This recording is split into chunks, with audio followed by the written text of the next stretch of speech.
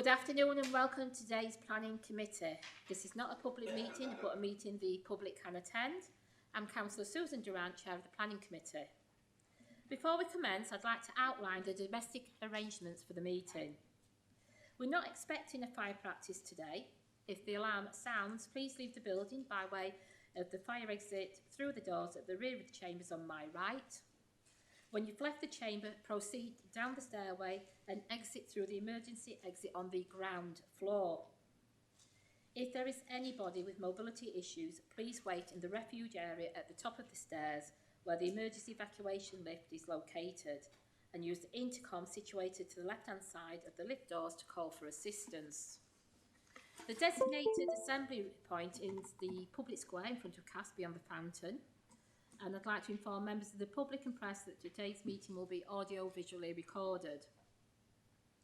By entering the council chamber, you accept that you will be recorded and your images retained and broadcast by the council on its website and on YouTube. If anyone intends to record or film any part of today's meeting, please ensure this does not disturb the conduct of the meeting and you only focus on recording those people participating. Please ensure that your mobile phones are switched to silent mode. May I remind anyone speaking in the meeting that you will need to press the large red button underneath the microphone and ensure that the light is illuminated, and that will ensure that you are being recorded. The meeting is proceeding today on the basis that all members of the committee have read the agenda papers thoroughly and are aware of what they are considering today. And if any member of the committee leave the chamber during consideration of an application, they should ensure they do not take part in the vote on their return, as they will not have heard all the relevant information on that particular item. Thank you. Item 1 is apologies for absence. We've received apologies from Councillor Andy Pickering and Councillor Gary Stapleton. Are there any other apologies? No? Thank you. Item 2 is the exclusion of the press and public, and there are no exempt items on today's agenda. So item 3, are there any declarations of interest, please? Good. Item 4, which is the minutes of the meeting held on the 23rd of July 2024. Can they be moved as a true and accurate record? Can we have that moved, please? And is that seconded? And is that agreed? Thank you. So item 5 fetches us to the schedule of applications. So application 1 is a planning application 24/00200/FULM, which is the construction of a link road between the roundabout at Wagons Way and East Lane, Stainford, to provide connectivity for the west onto the Hatfield Link Road and improve access to the M18 and adjoining arterial routes at land between East Lane near Hatfield Club and Wagons Way roundabout Stainford. Mark Sewell's the planning case officer and he will be introducing this item. Over to you, Mark. Thank you, Chair. The application's been presented to Planning Committee as it's been made on behalf of the Council, and so obviously it needs to come before the committee for consideration. As described, the application's for a new section of road. It's approximately 200 metres in length, forming a link between East Lane to the western side and the Wagons Way roundabout on Unity Way to the east. The link road's 7.3 metres in width, with a 2 metre wide footway to the south and a 3 metre wide shared footway and cycleway to the north. I'll refer to the road as the East Lane Gateway. That's what it's kind of entitled, and it forms part of a range of proposed improvements and projects for Stainforth, for the settlement of Stainforth, which have been funded under the government's Towns Fund to help economic regeneration. The Stainforth Town Deal Board was formed to identify projects in the settlement and bid for the funding, and obviously that was successful, and this forms one of those projects. So just to show you the wider site and surroundings, you can see the settlement of Stainforth here on the western side of the image, the former colliery site in the centre, M18 to the east, and then we just kind of follow the Unity Way link road, it goes across the site there, up to the existing roundabout, and the new link road is from there to East Lane. And the next slide Just shows things in a bit more detail. So the new link is around 200 metres, as I say, from this western arm and directly here onto East Lane. The Miners Welfare Club is just to the north of that. And this shows the layout. In terms of the benefits and why the project was included within the Towns Fund bid, is really to improve the gateway and centre of arrival into the settlement of Stainforth, which at the moment, if you're coming from the east, is kind of rather convoluted. I'll just go back to the previous slide to demonstrate that. So if you're coming from the east, up to the roundabout, down this road, Wagons Way here, up here, and then back up along East Lane. So it's a bit of a, not say torturous, but not a very direct route. So this new link road is going to obviously provide much more direct way into the settlement and kind of improve that sense of arrival. Not expected to generate additional traffic, just really kind of split existing traffic flows into a more logical way. Other benefits with the footway and cycleway there will provide better access in the future for existing residents to the future development around Unity, where there's going to be new job opportunities and leisure uses with the proposed country park on the former colliery site. So that's a further benefit. It also helped to unlock future development platforms around the colliery as well, having this improved access. I'll just go through the slides just to show things in a bit more detail. So as I say, there's a site location plan showing the road, and there's a more detailed plan showing the layout. So the road at the existing roundabout on the eastern side here, the road starts at a level about 9.2 metres AOD, falls away to just under 4 metres AOD. So it kind of runs downhill over about 200 metres, and then we'll form a new T-junction on East Lane here. Part of the Pit Club site, which is used for informal car parking, is being taken up by the application site. Now that land's not in the ownership of the Pit Club at the moment. It's just kind of been used, well, on the basis of goodwill from the site owners, Waystone.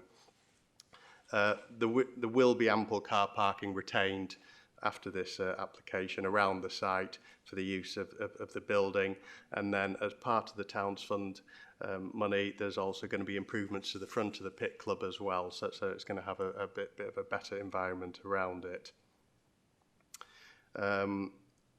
Existing properties opposite the new T-junction on East Lane, so there's a couple of properties just to the south of the T-junction there where cars will come out. It's not deemed that there'll be unacceptable impact on their amenity. The road is quite well trafficked at the moment, so you're still going to have cars in front of those properties, pulling a different manoeuvre than they do existing, but having a T-junction opposite existing properties is not an unusual situation in any residential scenario. In terms of noise impact, the Highways Authority are duty bound when they do new road projects to ensure that any works are mitigated against, and unusually we don't have to control that under planning legislation. There's existing legislation under highways when they build new roads, so that'll be carried out. In fact, that's the pre-committee amendment there is an informative which addresses that issue.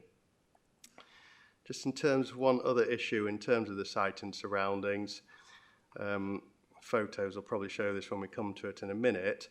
But if you know the site, behind the properties on East Lane, there's an existing earth bund, which just follow the line around there.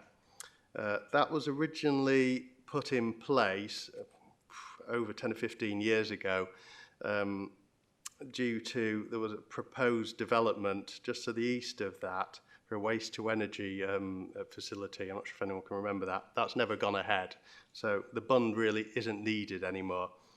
Separate to this planning application, Waystone, the site owners, have had planning permission to remove this bund.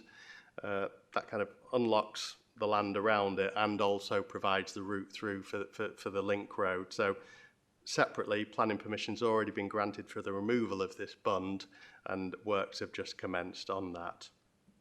In terms of the principle of development, the application site falls within the land under policy 69 of the local plan, which is a specific policy for the Unity development.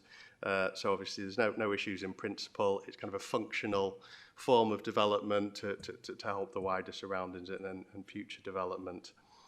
No objections received from statutory consultees. In terms of drainage, there'll be a series of gullies on the side of the road which will drain to a below ground pipe system in the carriageway, which in turn then discharges to a detention basin, which you can see just by the junction there. Then that further discharges into the existing drainage systems in the road. No objections from our drainage team or Yorkshire Water or indeed the Environment Agency. Site is within flood zone 3, so it's a higher risk flood area. Again, because of the functional nature of the proposal, no objections from the EA. It's not deemed to be a sensitive form of development.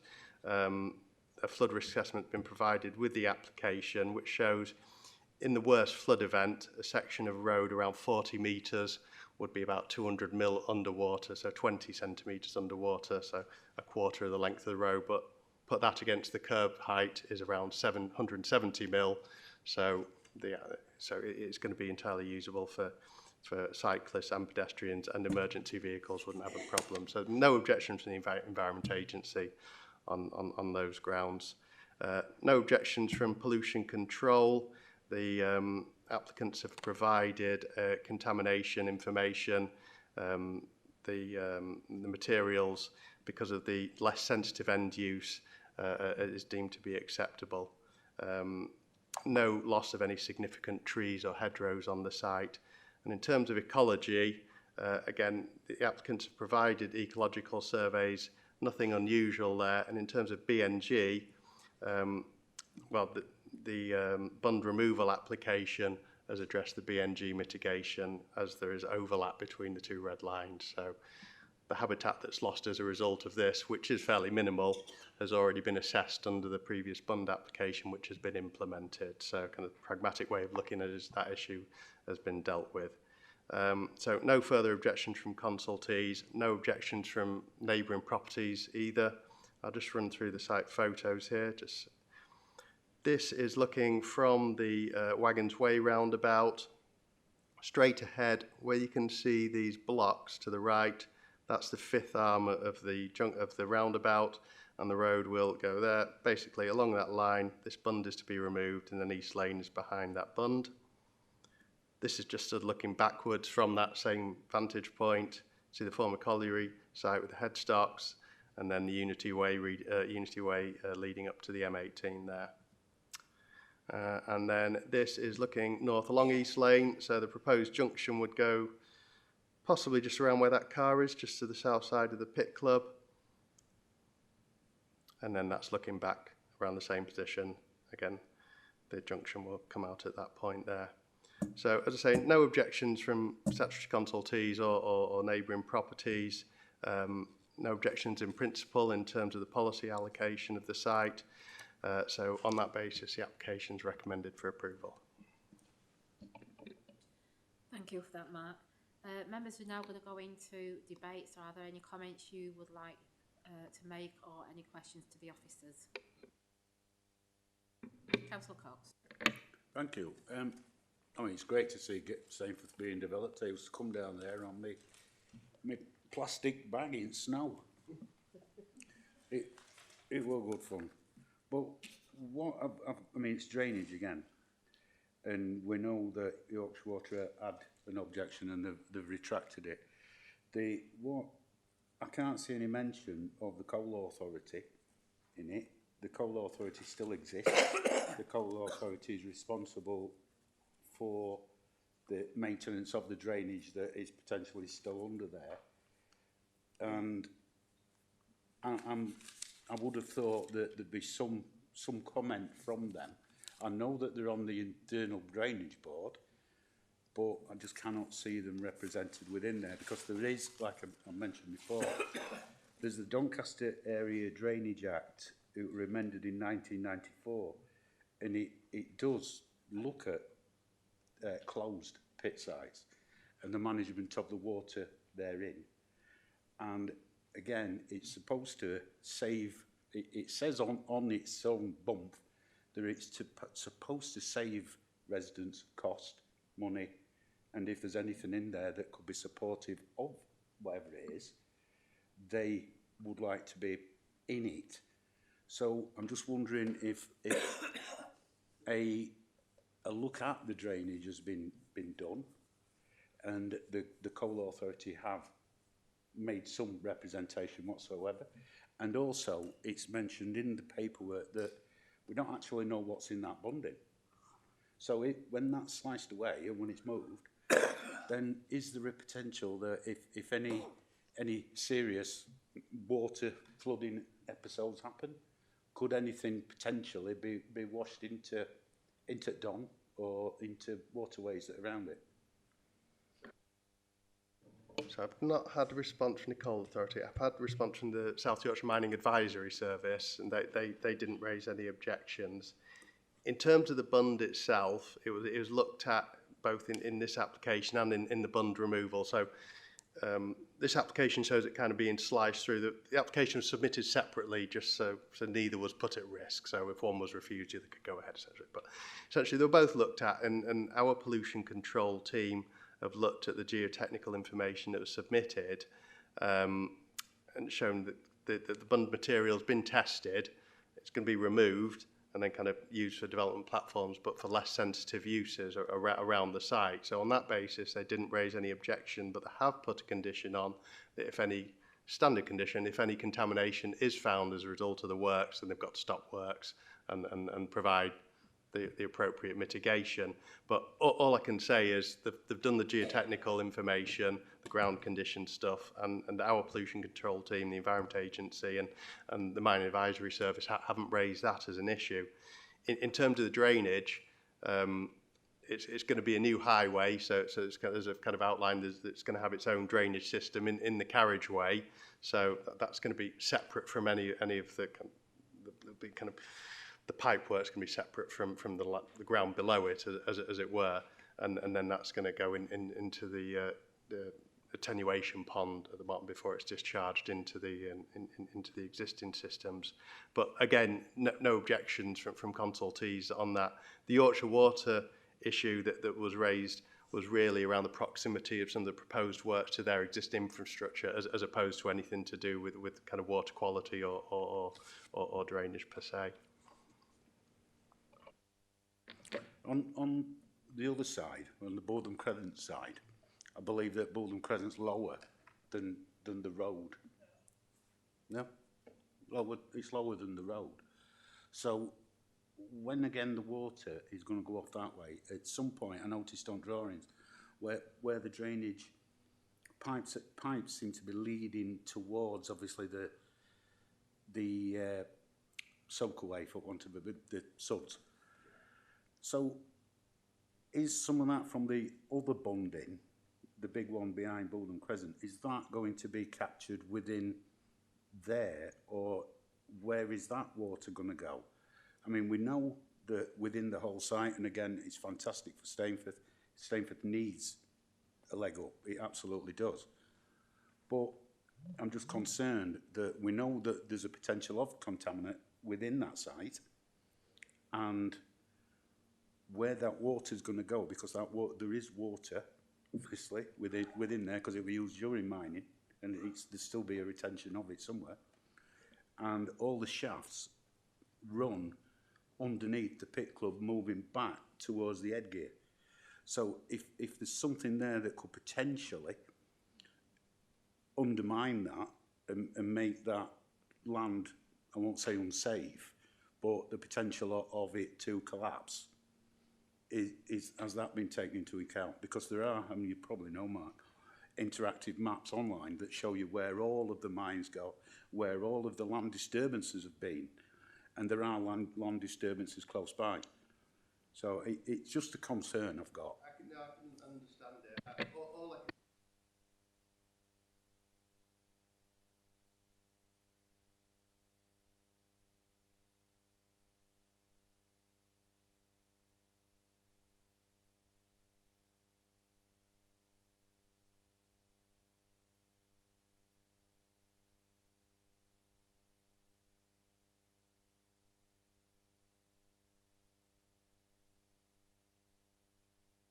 Councillor Mounsey. Thank you, Chair.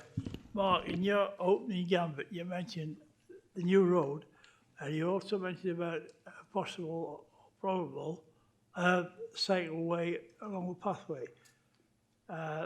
If that's what you're saying, then there are lots of advantages and disadvantages to this cycleway. I'm not saying either for or against, but when you use that road with a cycleway and there, are we confident, and can you assure us that this road will be encompass the Equalities Act for all vulnerable people that will have to use that? It's not just a cycleway, it is for disabled people and all that, and blind people to get out and use that safely. Yeah, this will come under the highways adoptions process. So yeah, there's a footway on one side and a shared cycleway and footway on the other. In terms of accessibility issues, making sure that it's suitable for all users, then it has to be designed in that way that it wouldn't get adopted if it was deficient in any way like that. Have we made that a condition in the planning agreement?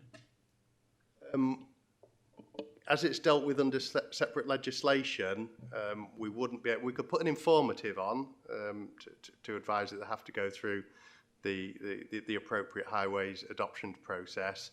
It is a council application, so it's the council's highways team who would be adopting it, so they're well aware of that. But there's no harm certainly putting on an informative to make sure that it goes through that process.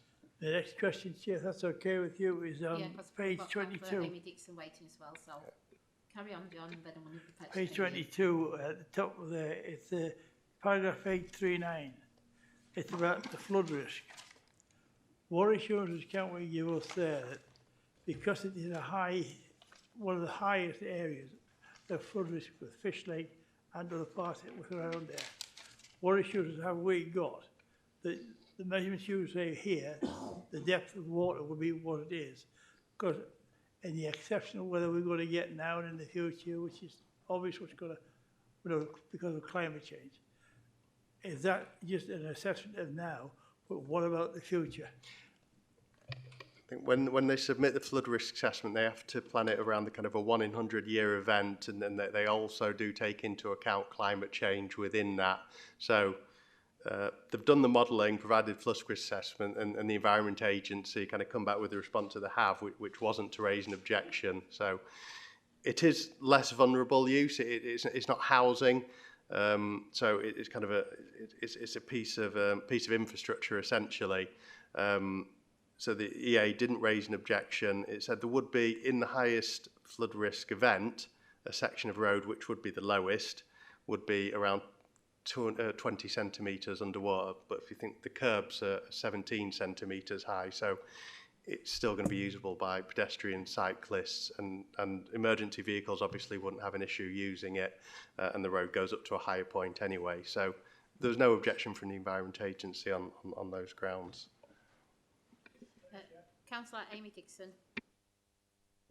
Just a quick question, Mark. You said that, so in terms of accessibility and making sure it's compliant before it's adopted, who checks this? The council's adoption team in the highways department do that. Andy, can you add anything more? So under the highways design team, there is an adoptions team, section 278 and 38 team. They do all the checks, technical checks on all the drawings submitted. So all highways are designed to certain standards. So there's no issues with anything not being DDA compliant. Everything that the council does is all done to those standards. So no issues at all. And they do not only checks on all the developments, but they do checks on all the existing infrastructure as well. Okay, can I get in touch with that team at some point then, separate to this meeting? All right, we're actually at this meeting, so if we speak, if you speak afterwards, that's fine. Councillor Cox. Thank you. And back to water. it says there that the site sits within the Isle of Axholme. This is an area of historic floodplain that has been artificially drained in 1670 summer by Vermoid. I'm sure we've all looked at that. The water levels and networks and pumping stations. We know that some of them pumping stations don't work. We know that the flooding, and because the Isle of Axholme is quite low, and it was floodplain, then this work that we're done in 16 something is becoming a bit outdated. And I am concerned that, yeah, this piece of infrastructure, I get it, but what's going to come off that piece of infrastructure is what's concerning. I know it's not within the red line, but we're going to end up with, obviously, more industrial housing, all sorts that's coming off there, that's going to then generate more water. Is that going to come back to planning, or is that something that's already been agreed? I believe it probably is. On this part of the site, on the plots immediately adjacent to it, it's not covered by an outline consent at the moment. So if an application came in for development, whether it be housing or employment, then there'd be an opportunity to call it in if you had those concerns. With regard to the wider Unity site, kind of further to the east, they've had a flood risk assessment approved by the Environment Agency, which does need to be updated as well because of the issue you talked about around the Isle of Axholme. There is issues with the pumping stations there, and I think they're carrying out improvements to those. But the Environment Agency are doing a lot of remodelling work on that Isle of Axholme to get better information. And so Unity, the developers Unity, will have to rerun their flood risk model when that work's completed. So what is deemed to be acceptable under the existing flood risk assessment in the future could change. You could ask for higher floor levels. But yeah, you're quite right. So if development does come along here for an application, have to provide a flood risk assessment, EA will come in and they will say, well, the existing land levels are too low, they'll need to be raised to X amount, and also you may have an issue with the kind of runoff to adjacent sites and how that's going to be addressed. So everything, yeah, would still have to be looked, but those parcels of land immediately adjacent to it, to the north and south there, aren't covered by an existing planning permission, so there would be that opportunity. But other parcels of land have already been granted, haven't they, around Unity? Around, I'll get the wider plan up, be better, won't it? I know I'm not supposed to do it. Let me get my bearings here. Okay, so yes, it is a large site, obviously. So I'll just kind of follow where we got. So kind of Unity, kind of we've got employment land granted up there, around here, housing land around here, and commercial around here. Mixed use development on the former colliery site. This area here doesn't have an extant consent on it at the moment, so any further development there obviously would require its own consent. And as with everything in flood zone 3 or any major development, the Environment Agency has to provide comment on it. So, but yeah, if application comes in, then local ward members will be made aware of it, as will the public, and there'll be the opportunity to have it heard before planning committee if you've got those concerns. Do we have any other questions? And again, I'll just fetch you back in line, because as Councillor Cox stated, we have this application before us, so we're not discussing or commenting on any potential for the future or what may be in line. They are separate. We can only discuss what is this application. Councillor Mousey, you wanted to ask a question? Yeah. As a former miner and any member of Secretariat at Road of the Colliery, and I used to visit that colliery very often, especially during the mining strike and around other parts. Every colliery, we had 12 in Doncaster at one time, right, has drainage pools and settling ponds on the site. Are you aware? I've got a map of all these sites, where they are, and they're still there, I believe. Are they all filled in and covered, because that contained litres and litres and litres of water? Yeah, all I can do is kind of refer back to my previous answer on this, in that the kind of provided the geotechnical and drainage information that was required, and Mining Advisory Service, Environment Agency haven't raised any concerns on that basis. So they've done the relevant investigations. If the information was deficient in any way, I'm sure I'd have got an objection from them asking for further information, but I didn't on the issues that you're talking about. Well, Do we have any other questions for Mark? Okay, thank you very much for that. So, committee members, is there a proposal to grant planning permission subject to conditions? Do we have someone to move that application? Councillor Beach, do we have a seconder? Councillor Hogarth. Therefore, can we have a show of hands of those in favour? Any against?